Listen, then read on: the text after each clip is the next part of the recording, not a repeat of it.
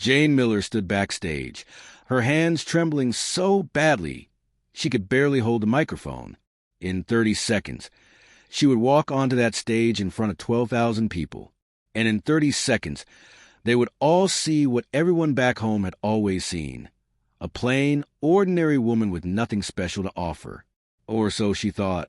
What Jane didn't know was that in exactly 14 minutes, her life would change forever, and the world would finally understand what her late mother had always known. Let me take you back to where the story really begins.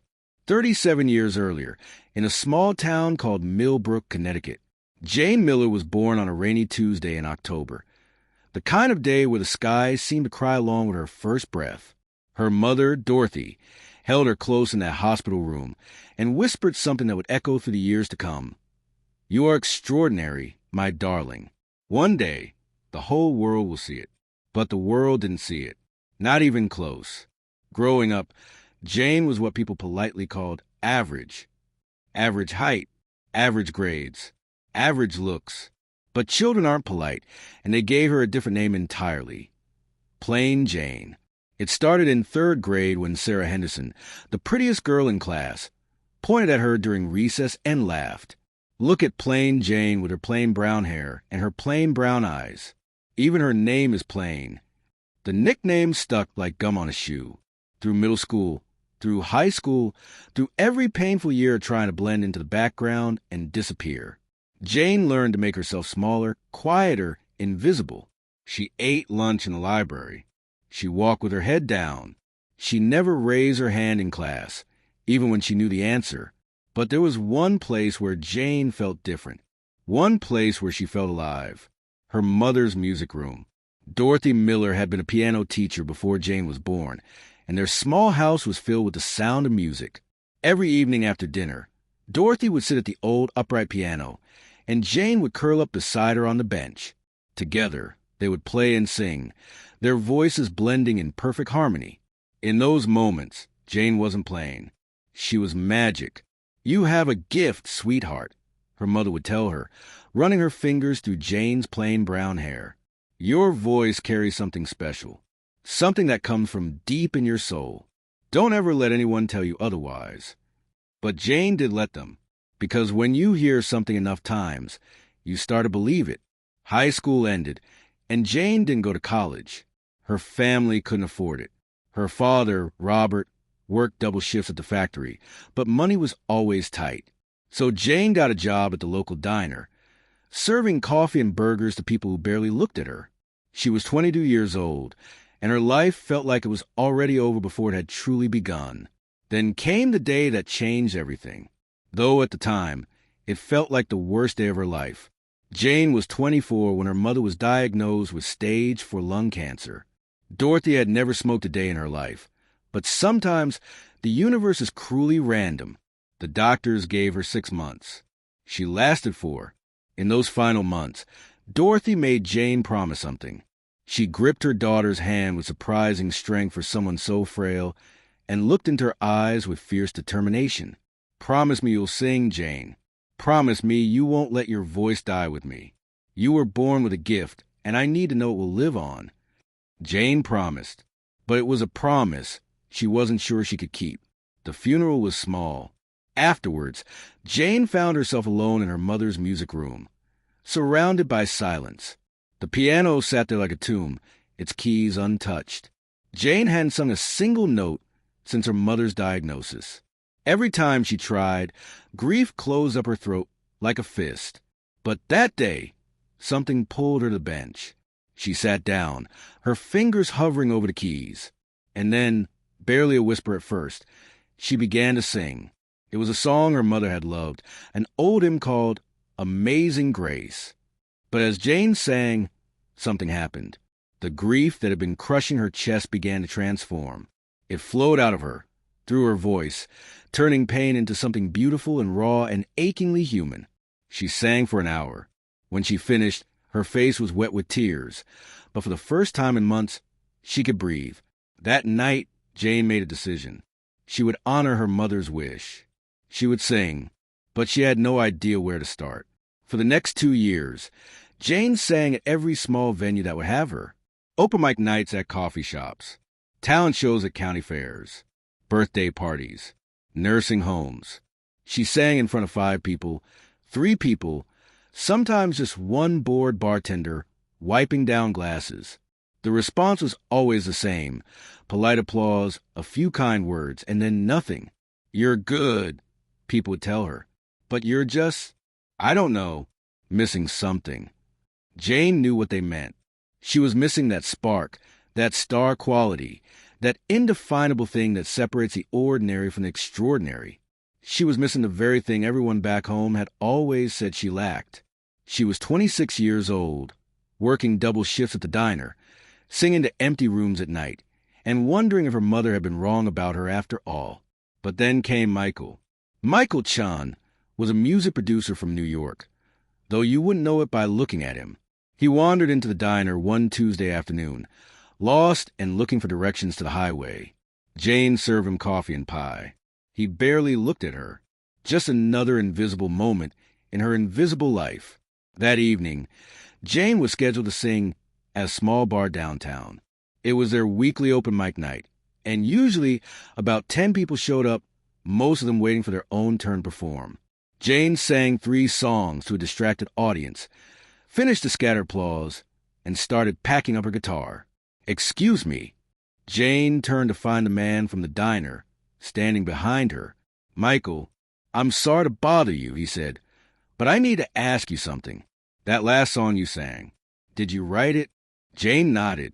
She'd been writing her own song for years, pouring all her loneliness and longing into lyrics she'd never expected anyone to truly hear.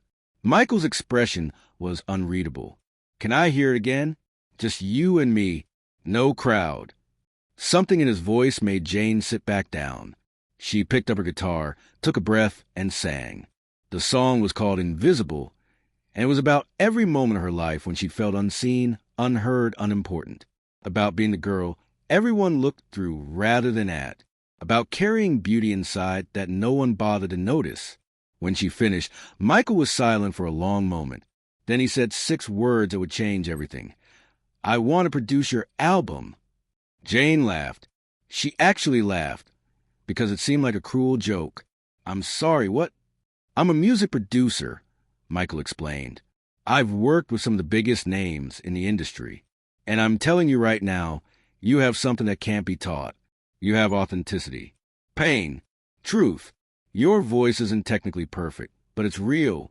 And in a world full of manufactured perfection, real is revolutionary." Jane's hands were shaking. "I don't understand.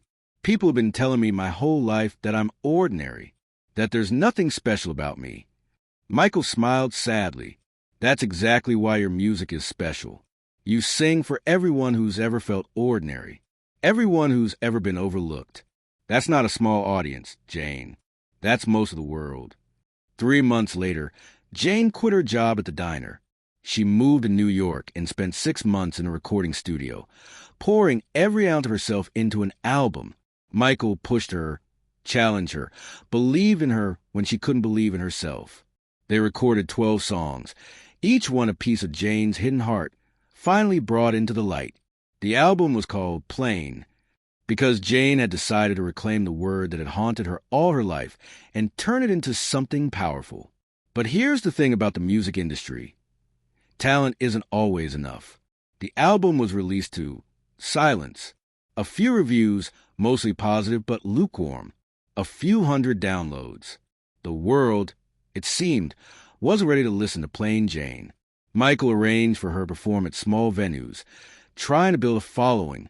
Jane sang her heart out night after night to audiences of 20, 30, 50 people. Some nights were good. Some nights, people talked through her entire set. And slowly, painfully, she started to wonder if everyone had been right all along. Then came the email that would change everything. Jane was sitting in her tiny New York apartment, eating instant noodles and questioning every decision she'd made, when her phone buzzed. It was from someone named Rebecca Thompson, a producer for a television show Jane had never heard of, Britain's Got Heart. "Dear Jane," the email read, "your music found its way to me through a friend, and I was deeply moved by your song Invisible. We're an international talent competition that focuses on real stories and authentic voices. We'd love to invite you to audition for our show.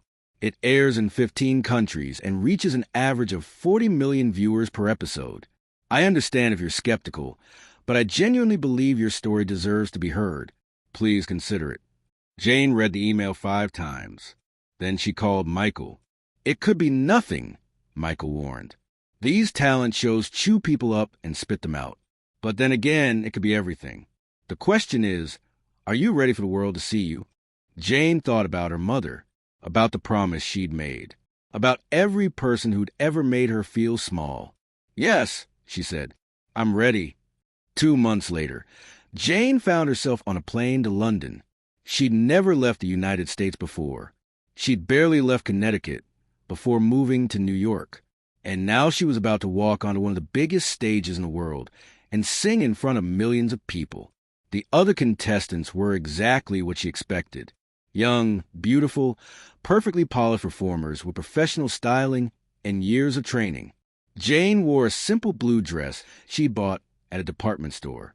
No makeup artist, no stylist, just plain Jane, looking exactly like what she was. An ordinary woman from a small town with an extraordinary dream. The other contestants barely spoke to her. She heard them whispering. Who's that? Does she really think she has a chance? She looks like someone's mom. Jane was 37 years old. She did look like someone's mom. She looked exactly like what she was. Ordinary. And for the first time in her life, she was okay with that. The day of her audition arrived. Jane stood in the wings, watching the contestant before her. A stunning 22-year-old with a voice like honey and the confidence of someone who'd never been told she wasn't enough. The audience loved her. Standing ovation. All 4 judges hit their buzzers, advancing her to the next round. Then it was Jane's turn. She walked onto that stage, and she could feel it. The confusion in the audience. The skepticism from the judges. One of them, a famous pop star named Victoria Sterling, actually looked disappointed. Jane could read her expression clearly. This is who we brought all the way from America? The host, a cheerful man named Thomas, approached with his microphone. Welcome. What's your name, love? Jane Miller, she said, her voice barely steady. And where are you from, Jane? Millbrook, Connecticut. It's a small town. You've never heard of it. Polite chuckles from the audience. Not quite laughter. More like sympathy. And what will you be singing for us today? Thomas asked. A song I wrote called Invisible. It's about people like me. People who go through life feeling unseen. Victoria Sterling leaned forward. Jane, can I ask you something? How old are you? 37. And you're just starting your music career now? That's quite late, isn't it? The question wasn't cruel, but it stung anyway. Jane could feel 12,000 people waiting for her answer. My mother believed I had a gift, Jane said quietly. She died 3 years ago, and I promised her I would share it. So no, I don't think it's too late. I think it's exactly the right time. Something shifted in the atmosphere. The audience grew quieter, more attentive. Well then, another judge, a legendary songwriter named David Morrison, said gently, "We're listening." The music started. A simple piano melody that Jane had arranged herself. And then she opened her mouth and sang. What happened next, Jane would never fully be able to explain. The song poured out of her, every word carrying the weight of every moment she'd ever felt invisible. Every time she'd been overlooked, dismissed, underestimated. But more than pain, the song carried hope. It carried the truth that being ordinary doesn't mean being worthless. That quiet strength is still strength. That the most beautiful things in life are often the ones people don't notice until they truly look. Jane sang with her eyes closed, lost in the music, in her mother's memory, in everything she'd survived to get to this moment. She didn't see Victoria Sterling's hand fly to her mouth. She didn't see David Morrison lean back in his chair, with tears streaming down his face. She didn't see half the audience openly weeping. She just sang, because that's what she'd promised her mother she would do. When the final note faded into silence, Jane opened her eyes. The auditorium was completely still. Not a sound, not a movement. For one horrible second, she thought she'd failed. Then 12,000 people rose to their feet. The roar of applause was deafening. Jane stood there stunned as the entire audience clapped and cheered and cried. On the judges' panel, all 4 buzzers lit up, but no one could hear them over the noise. Victoria Sterling was the first to speak, wiping tears from her perfectly made-up face. "Jane, I need to apologize to you. When you walked onto this stage, I judged you. I looked at you and thought, she doesn't look like a star. But you just taught me something I've forgotten. Stars aren't made in makeup chairs and recording studios. They're made in small towns and hospital rooms and quiet moments of courage. You, Jane Miller, are a star, and I will never forget this performance as long as I live." David Morrison could barely speak through his emotion. In 40 years in this industry, I've heard thousands of singers, technically perfect singers, beautiful singers. But you know what's rare? A singer who makes you feel something real. You just broke my heart and put it back together in 4 minutes. That's not talent. That's magic. The other 2 judges echoed the sentiment, but it was the audience that moved Jane most. As she left the stage, people reached out to touch her hand, to tell her thank you, to tell her they'd felt seen for the first time in years. The video of Jane's audition was uploaded to YouTube that night. By morning, it had 5 million views. By the end of the week, 50 million. Comments poured in from around the world, all saying variations of the same thing. "This made me cry. I've never felt so understood. This woman is singing my life." Jane advanced through the competition, round after round, her following growing with each performance. But something interesting happened. The show stopped being about competition for Jane. It became about connection. Every week, she sang a different song from her album, and every week, millions of people felt less alone. She didn't win the competition. She came in second place, losing to a talented 16-year-old singer with a powerhouse voice. But by then, it didn't matter. Jane's album, Plain, shot to #1 in 12 countries. Her song, Invisible, became an anthem for everyone who'd ever felt overlooked. She was invited to perform on talk shows, at concert halls, at events around the world. Suddenly, plain Jane wasn't plain anymore. Or rather, she was exactly as plain as she'd always been, but now the world could see that plainness as the beautiful thing it was. 6 months after her audition aired, Jane returned to Millbrook for the first time since moving to New York. She walked down Main Street, past the diner where she'd worked, past the high school where she'd been tormented, past all the places that had watched her fail and struggle and disappear. But she didn't go to any of those places. She went to the cemetery. She sat by her mother's grave, the autumn leaves falling around her like the day she was born, and she told Dorothy everything. About the audition, the album, the success. About how many people her voice had reached. About how many lives her music had touched.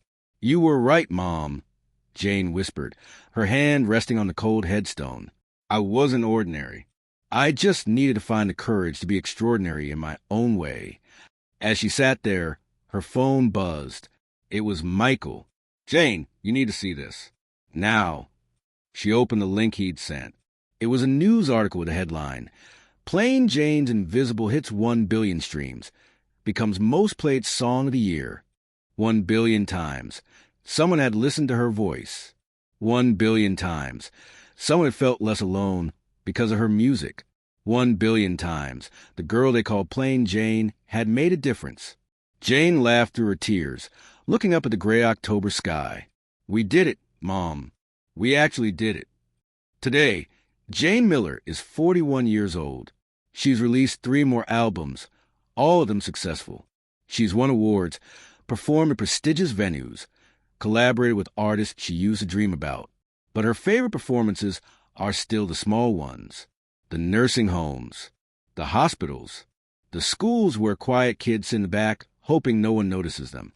Because Jane knows something that took her 37 years to learn. Being ordinary is not a curse. It's a gift. The world doesn't need more people trying to be extraordinary. It needs more people brave enough to be authentically themselves. Last month, Jane received a letter from a 15-year-old girl named Emma from Manchester. "Dear Jane," it read, "everyone at school calls me Plain Emma. They say I'm boring and ordinary, and I'll never be anyone special. But then I heard your song, and I realized that maybe ordinary is exactly what the world needs. Maybe my ordinary life has extraordinary value. Thank you for teaching me that. You saved my life. Jane keeps that letter in her wallet. She reads it before every performance, reminding herself why she sings. Because every person who feels invisible deserves to know they're seen. Every person who feels ordinary deserves to know they're remarkable. And every person who's ever been called plain deserves to know they're beautiful exactly as they are. Jane Miller learned that lesson the hard way. But now, with every note she sings, she makes sure no one else has to. The girl they called Plain Jane had indeed made millions cry. But more importantly, she made millions feel something even more powerful than tears. She'd made them feel hope,